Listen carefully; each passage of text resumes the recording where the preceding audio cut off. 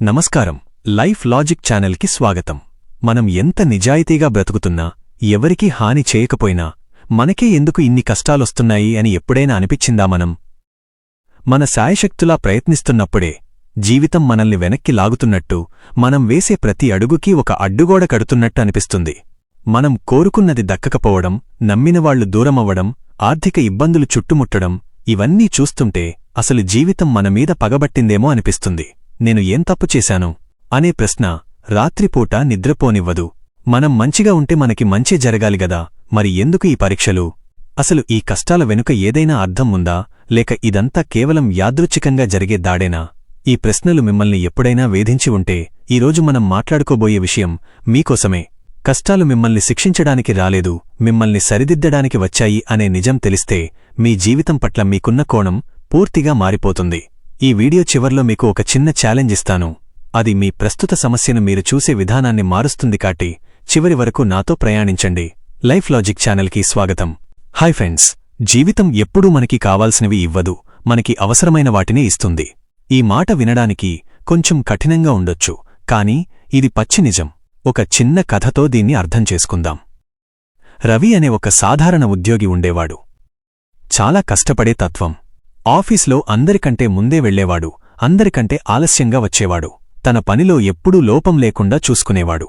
ఆ సంవత్సరం ప్రమోషనొస్తుంది, జీతం పెరుగుతుంది అని ఎన్నో ఆశలు పెట్టుకున్నాడు. దానికోసం తన సొంత సంతోషాలను కూడా త్యాగం చేసి పనిచేశాడు. కాని ప్రమోషన్ లిస్టు వచ్చినప్పుడు అందులో రవి పేరు లేదు. తనకంటే తక్కువ కష్టపడే వేరే వ్యక్తికి ఆ ప్రమోషన్ వచ్చింది. రవికి గుండె పగిలినంత పనైంది. తను నమ్మిన విలువలు, తను పడ్డ కష్టం అన్నీ వృధా అయిపోయాయనిపించింది. ఆఫీస్లో అందరూ తనని చూసి జాలిపడుతుంటే తట్టుకోలేకపోయాడు. విపరీతమైన కోపం, నిరాశతో ఆవేశంగా వెళ్లి రాజీనామా చేశాడు. ఇంటికి వచ్చి చాలా రోజులు డిప్రెషన్లో ఉండిపోయాడు. నేను ఎంత మంచిగా ఉన్నా లోకం నన్ను గుర్తించలేదు, ఇక మంచితనం అనవసరం అని నిర్ణయించుకున్నాడు. కొన్ని నెలలపాటు రవికి మరో ఉద్యోగం దొరకలేదు. ఆర్థిక ఇబ్బందులు మొదలయ్యాయి. ఇంట్లో గొడవలు మొదలయ్యాయి. రవి పూర్తిగా కృంగిపోయాడు. కాని బ్రతకాలి కదా, అందుకే తప్పనిసరి పరిస్థితుల్లో తనకి తెలిసిన ఒక చిన్న స్కిల్తో సొంతంగా ఫ్రీలాన్సింగ్ పని మొదలుపెట్టాడు. మొదట్లో చాలా కష్టంగా ఉండేది. కాని ఆఫీస్లో ఉన్న రాజకీయాలిక్కడ లేవు. తను ఎంత చేస్తే అంత ఫలితం తనకే దక్కేది. మెల్లగా రవికి అర్థమైంది ఏంటంటే, ఆఫీస్లో తను చేస్తున్న పని తన సామర్థ్యానికి చాలా చిన్నది. తను బయటకి వచ్చి సొంతంగా పనిచేయడం మొదలుపెట్టాక తనలోని క్రియేటివిటీ, లీడర్షిప్ లక్షణాలు బయటపడ్డాయి. 2 సంవత్సరాలు తిరిగేసరికి రవి ఆ పాత ఆఫీస్లో వచ్చే జీతం కంటే 3 రెట్లు ఎక్కువ సంపాదిస్తున్నాడు. పైగా ఎవరికిందో పనిచేసే బానిసత్వం లేదు. అప్పుడు రవికి ఒక విషయం అర్థమైంది. ఆ రోజు ఆ ప్రమోషన్ రాకపోవడం, తను జాబ్ మానేయడం, ఆ తర్వాత పడ్డ కష్టాలు, ఇవన్నీ తనని నాశనం చేయడానికి రాలేదు. తనని ఆ చిన్న గూటిలో నుండి బయటికి లాగి ఆకాశంలో ఎగరగలిగే శక్తి తనకి ఉందని గుర్తుచేయడానికి వచ్చాయి. ఒకవేళ ఆ రోజు ప్రమోషన్ వచ్చి ఉంటే రవి ఆ కుర్చీలోనే జీవితాంతం ఒక సాధారణ ఉద్యోగిలా మిగిలిపోయేవాడు. ఆ కష్టం అతనికి ఒక మేలుకొలుపు. మనం కూడా రవిలాగే కష్టం రాగానే అది ఒక శిక్ష అనుకుంటాం. కాని కష్టాలు ఎప్పుడూ యాదృచ్ఛికంగా రావు. అవి మన బలహీనతలను ఎత్తిచూపడానికి వస్తాయి. మీకు ఆర్థిక సమస్యలు పదే పదే వస్తున్నాయంటే దేవుడు మీకు డబ్బు ఇవ్వకూడదు అనుకుంటున్నాడని కాదు. మీకు డబ్బుని ఎలా మేనేజ్ చేయాలో, ఎలా పొదుపు చేయాలో, అనవసర ఖర్చులు ఎలా తగ్గించుకోవాలో ఇంకా తెలియదు అని. ఆ కష్టం మీకు ఆర్థిక క్రమశిక్షణను నేర్పించడానికి వస్తుంది. ఆ పాఠం నేర్చుకునే వరకు ఆ కష్టం మిమ్మల్ని వదలదు. అలాగే బంధాల్లో సమస్యలు వస్తున్నాయి అంటే మీ కమ్యూనికేషన్లోనో లేదా మీ ఎమోషనల్ బ్యాలెన్స్లోనో లోపముందని అర్థం.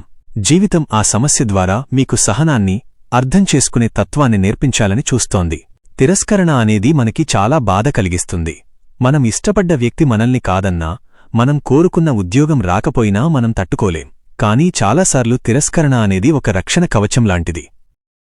మీరు తప్పుడు దారిలో వెళుతున్నప్పుడు, లేదా మీకు సరిపోని వ్యక్తితో ప్రయాణం చెయ్యాలనుకున్నప్పుడు జీవితం ఆ దారిని బ్లాక్ చేస్తుంది. ఆ సమయంలో మనకి కోపం వస్తుంది. కాని భవిష్యత్తులో వెనక్కి తిరిగి చూసుకుంటే, అమ్మయ్యా, ఆ రోజు అది జరగకపోవడమే మంచిదైంది, లేకపోతే నా జీవితం నాశనమయ్యేది అని మనకే అనిపిస్తుంది. కష్టమనేది మన గమ్యాన్ని సరిచేసే ఒక దిక్సూచిలాంటిది. మనం తప్పుదారిలో వెళుతున్న ప్రతిసారీ అది మనల్ని హెచ్చరిస్తుంది.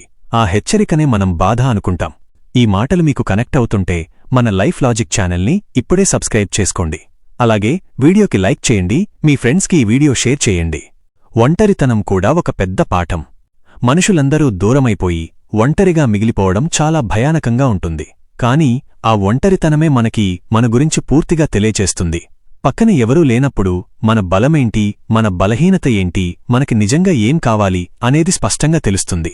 మనుషుల మీద ఆధారపడటం మానేసి మన కాళ్లమీద మనం నిలబడటం నేర్పిస్తుంది. ఎప్పుడైతే మనం ఒంటరిగా సంతోషంగా ఉండగలుగుతామో అప్పుడే మనం సరైన బంధాలను ఆకర్షించగలుగుతాం.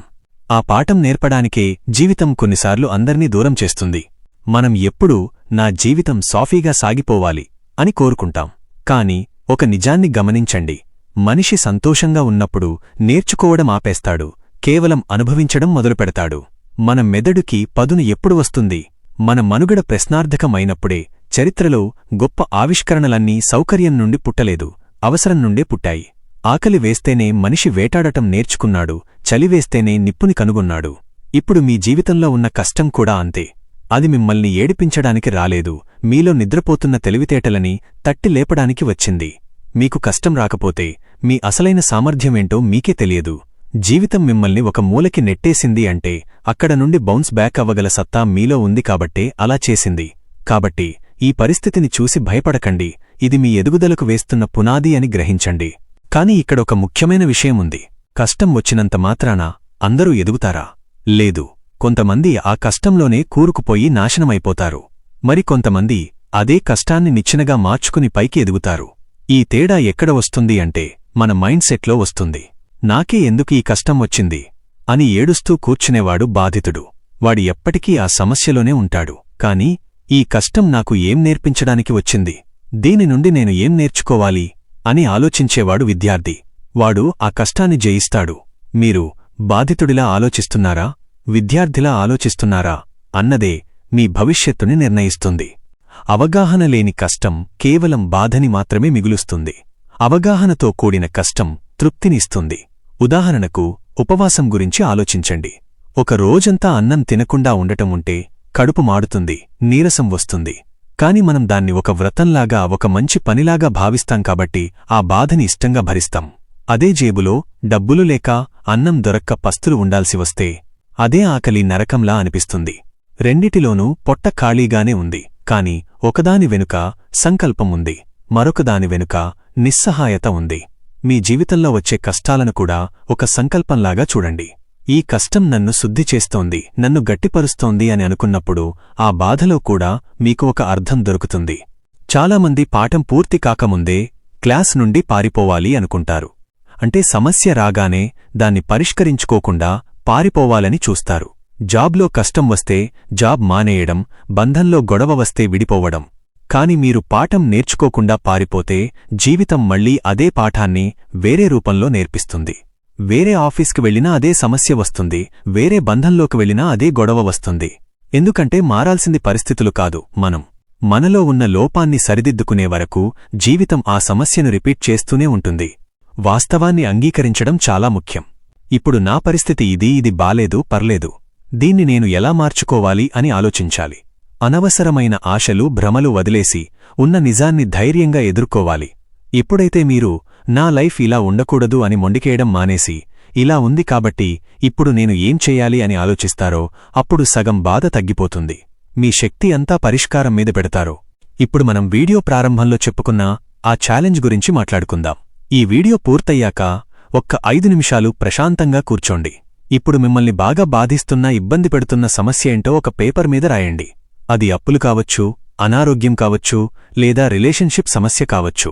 ఆ సమస్య కింద ఈ సమస్య నాకు ఏం నేర్పించడానికి వచ్చింది అని రాసుకోండి. దానికి సమాధానం వెతకండి. ఉదాహరణకి, నాకు అప్పులున్నాయి అనే సమస్యకి ఇది నాకు డబ్బు విలువని, అనవసర ఖర్చులు ఆపడాన్ని నేర్పిస్తోంది అని రాసుకోవచ్చు. ఇలా మీ కష్టానికి ఒక కొత్త అర్థాన్ని ఇవ్వండి. ఎప్పుడైతే మీరు దాన్ని ఒక పాఠంలా చూస్తారో మీ మనసులో ఉన్న భారం తగ్గిపోతుంది. ఆ సమస్యని డీల్ చేసే ధైర్యం వస్తుంది. ఈ ఛాలెంజ్ని ఈ రోజే చెయ్యండి. మీలో వచ్చే మార్పుని మీరే గమనిస్తారు. గుర్తుంచుకోండి ఫ్రెండ్స్, వజ్రం తయారవ్వాలంటే విపరీతమైన ఒత్తిడి కావాలి. బంగారం మెరవాలంటే మంటలో కాలాలి. మీరు కూడా ఇప్పుడు ఒక కఠినమైన ప్రాసెస్లో ఉన్నారు. ఇది మిమ్మల్ని విరిచేయడానికి కాదు, మిమ్మల్ని అద్భుతంగా తీర్చిదిద్దడానికి జరుగుతోంది. ఓపికగా ఉండండి, నేర్చుకుంటూ ఉండండి. చీకటి ఎంత దట్టంగా ఉంటే వెలుగు అంత దగ్గరలో ఉన్నట్టు లెక్క. మీ కష్టాల వెనుక ఒక గొప్ప కారణముంది.